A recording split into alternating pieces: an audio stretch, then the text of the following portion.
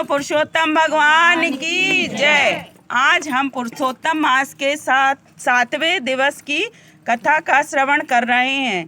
बोलो पुरुषोत्तम भगवान की जय। 7वां अध्याय। सूत जी बोले, हे तपोधन, आप लोगों ने जो प्रश्न किया है वही प्रश्न ऋषिवर नारद जी ने नारायण से किया था, नारायण ने नारद जी से कहा था, वही मैं आप लोगों से कहता हूँ। नारद जी बोले, हे बद्रीपते, जब विष्णु अधिमास के अपार दुख कहकर चुप हो गए तब भगवान श्री कृष्ण ने क्या कहा सो आप कहो। श्री नारायण बोले, हे बस नारद, गौलोकनाथ श्री कृष्ण ने विष्णु से जो कहा वह अति गुप्त है, परंतु जो श्रेष्ठ भक्त हो, जिज्ञासु हो, पाखंडी न हो, सज्जन एवं सेवा करने वाला हो, उसे बता देना चाहिए। वह गुप्त वचन सुकीर्ति करने वाला, पुण्य आत्मा, यश तथा शेष पुत्र देने वाला, राजा और राज दरबार को वश में करने वाला, दरिद्रनाशक, पुण्य आत्माओं को सुनने योग्य है, अतः भक्ति सहित इसका आचरण करना चाहिए।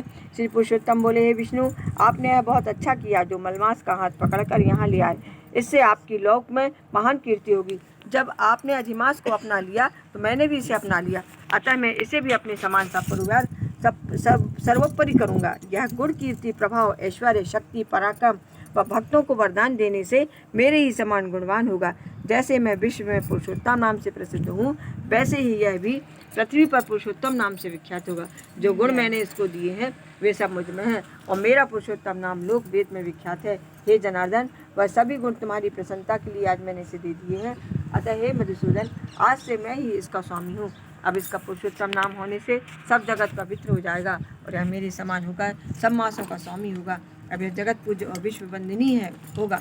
इसकी जो लोग पूजा व्रत आराधना करेंगे उनके सब दुख दरिद्र नाश हो जाएंगे। 12 महीने सकाम है, परंतु मैंने इसको निष्काम कर दिया। जैसे मैं प्राणियों को मोक्ष दाता हूँ, वैसे ही मैंने इसे मोक्ष को देने वाला कर दिया। जो कोई निष्काम या सकाम भाव से इस अधिमास को पूजेगा, उसके सभी कर्म भस्मीभूत होकर वह मेरे गोलोक को प्राप्त करेगा। इसमें जरा भी संशय नहीं है। जिस परम पद की प्राप्ति को बड़े बड़े भाग्यशाली यति, ब्रह्मचारी, महात्मा लोग निराहार रहकर दंडवत करके कठोर तप करते हैं और फल पत्र वायु का आहार करते हैं तथा काम, क्रोध, लोभ, मद, मोह, ईर्ष्या आदि को त्याग कर जितेंद्रिय हो, वर्षा, जाड़े और प्रचंड धूप को खुले में सहन करते हैं, ऐसे महात्मा लोग भी ये गरुड़ध्वज विष्णु मेरे परम पद को नहीं पाते। किंतु पुरुषोत्तम मास के आराधक केवल एक मास की आराधना से ही वृद्ध अवस्था रहित होकर परम पद गोलोक को बिना परिश्रम के प्राप्त कर लेंगे। सब साधनों में शेष धर्म, अर्थ, काम और मोक्ष की सिद्धि देने वाला यह पुरुषोत्तम मास अवश्य सेवन योग्य है। जैसे जोते हुए खेत में बोने से बीज करोड़ों गुना बढ़ जाते हैं, वैसे ही पुरुषोत्तम मास में किया हुआ पुण्य कोटि गुना बढ़ता है। कुछ लोग चतुर्मास आदि यज्ञ करके स्वर्ग में जाते हैं, वहाँ के भोग कर फिर पृथ्वी पर आते हैं। किंतु जो व्यक्ति पुरुषोत्तम मास का आदर से विधि पूर्वक सेवन करता है, वह अपने कुल का उद्धार कर मुक्त को ही प्राप्त होता है।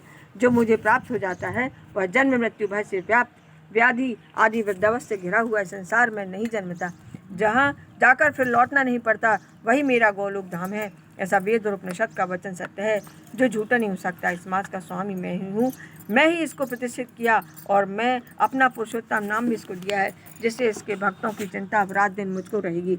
अपने भक्तों की सभी कामना मुझको ही पूर्ण करनी है। मेरे भक्तों का अपराध कभी भी गिना न जाए। हे विष्णु, मेरी आराधना की अपेक्षा मुझे अपने भक्तों की आराधना अधिक प्रिय है, परंतु कभी कभी मुझे अपने भक्तों की वांछा पूरी करने में कुछ देर हो जाती है। मेरे पुरुषोत्तम मास के जो भक्त हैं, उनकी मनोकामना पूरी करने से मैं कभी भी विलम्ब नहीं करता। मलमास के भक्त मेरे भक्त हैं, वह मुझको अत्यंत प्रिय हैं। इस मास में महाज्ञानी मनुष्य जो जप, दान, स्नान आदि नहीं करते, अच्छे कर्म नहीं करते और देव, तीर्थ, ब्राह्मण का उपहास करते हैं, वे दुष्ट अभागे जो दूसरे के भाग्य पर जीने वाले, उनको स्वप्न में भी सुख नहीं मिलता। जैसे खरगोश के सींग खोजने पर भी नहीं मिलते। जो मूर्ख मेरे प्रिय मलमास का तिरस्कार करते हैं, जो धर्म का आचरण नहीं करते, वे सदा नरकगामी होते हैं। पुरुषोत्तम मास प्रत्येक तीसरे वर्ष में पड़ता है। ऐसे मास में जो धर्म आचरण नहीं करते, वे कुंभी पाक नरक में पड़ते हैं और जब तक पृथ्वी जीवित रहते हैं तब तक अनेक कष्ट पाते हैं। पुत्र, पौत्र आदि पत्नी द्वारा दिए गए कलेशों को भोगते हैं।